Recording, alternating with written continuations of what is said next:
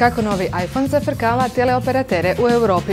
Circus de Soleil eksperiment za Google Chrome.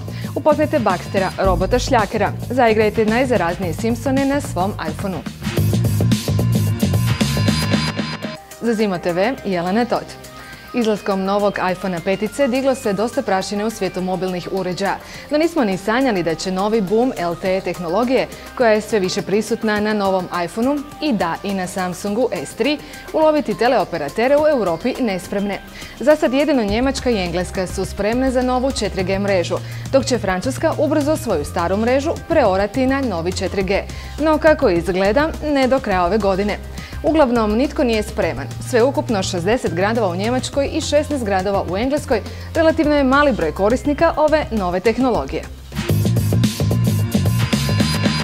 Najpoznatiji cirkus na svijetu, Circus de Soleil, krenuo je u osvajanje digitalnog tržišta sa svojim svjetski poznatim akrobatima, umjetnicima te s neodoljivom magičnom atmosferom.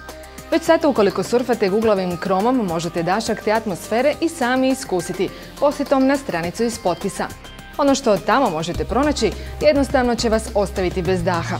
Samo da napomenemo, ovo je dio novih Chrome eksperimenata, dijela Google kompanije koji demonstriraju sve mogućnosti novih web tehnologija koje ovaj gigant razvija.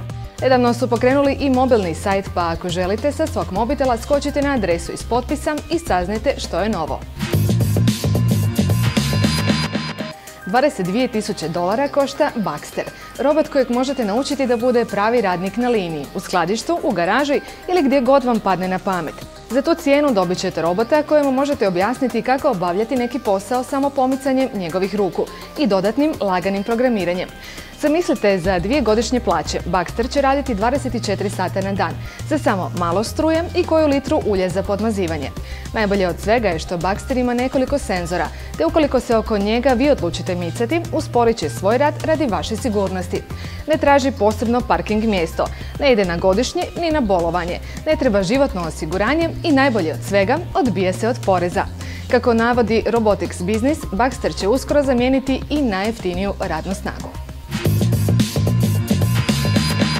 Imamo super novosti za sve ovisnike o farmi na Facebooku, odnosno Farmville-u. Nema više kokoši, piceka i kombajna. Došli su novi Simpsoni Tapped Out. Igra koja je ovisna poput Farmville-a omogućuje vam da izgradite svoj Springfield, te da igrate s cijelom obitelji Simpsons.